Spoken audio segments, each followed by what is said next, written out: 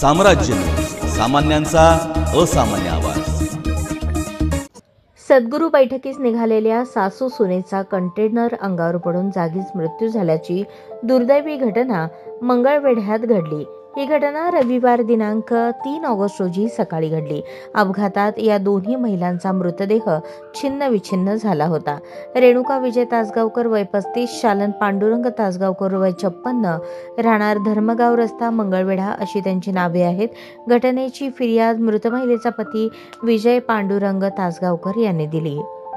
कारखाना चौक येथे रेणुका तासगावकर आपली सासू शालन यांना डबल सीट घेऊन जात होत्या। रस्त्यावरच मालट्रक क्रमांक HR 38 SC 3672 हा कंटेनर थांबला होता। या कंटेनरला पाठीमागून दुसरी भरधाव वेगाने आलेला ट्रक KA 01 A 6291 ने धडक दिली।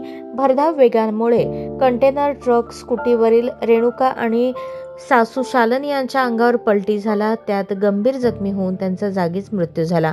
घटनेचा अधिक तपास पोलीस उपनिरीक्षक अंकुश वाघमोडे करत आहेत। दोन्ही महिलांच्या मृतदेहांना मंगळवेढा ग्रामीण रुग्णालयात दाखल करण्यात आले। डॉक्टर सुलोचना जानकर यांनी मृतदेहाचे शवविच्छेदन प्रक्रिया पूर्ण केली।